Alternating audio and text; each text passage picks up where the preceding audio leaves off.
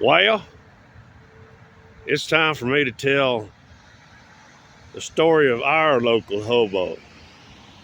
I'm not talking about here in Pflugerville. Where the hell's that damn camera? You see, I'm an original Texan. The original colony is in that direction to the east, 50 to 60 miles. Been living on top of the highest hill in that county most of my adult life. My father and I started developing that property 61 years ago. I've got hundreds of these guys calling me sissy and fag and shit, and taking umbrage at the fact that I don't like hobos. I don't like trespassers and criminals and meth heads and liars and moochers and beggars. So I want to tell you the story about our local hobo on a shoestring. I think you'll find this charming. You know, we started hearing tales of this highly accomplished hobo was coming through, and it's documented. He came through on the rail line in the little village about mile and a quarter, mile and a half from my hilltop.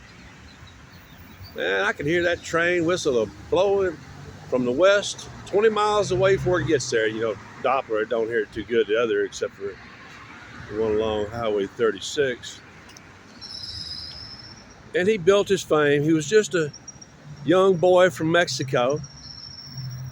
And he built his fame mostly in Texas, riding the rails, and every time he got a chance, and when he was around like a small village near like mine, because that's the last part of the village name is Ville. And what he'd do was, take full advantage of the generosity of the locals. He would break in their back doors, shower, shit, whatever, maybe, because you got to get that soot off you, hobo shoestring, right? He'd eat, sit there and eat.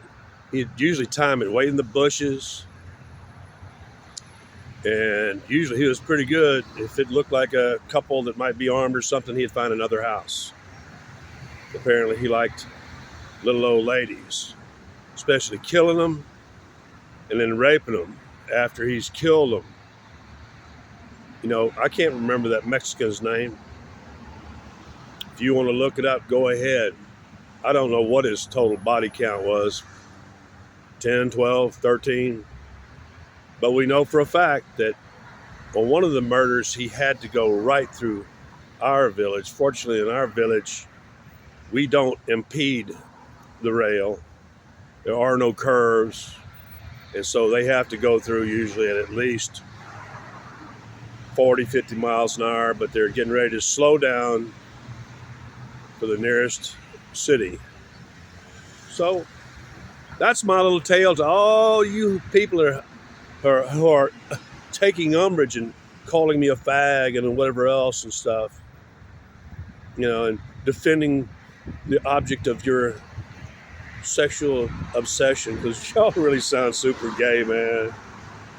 Y'all keep forgetting that I have a right to take umbrage at somebody who's clearly been faking it as a hobo for years, too damn clean. I'm not going to go back in 500 videos to see how long he's been faking it.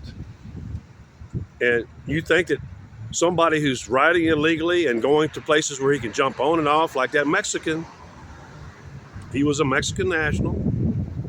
They eventually got him. See, when people like that, I don't even like repeating their names, because that gives them glory and fame, like hobo on a shoestring. So that's the story of my local hobo. Go fuck yourselves.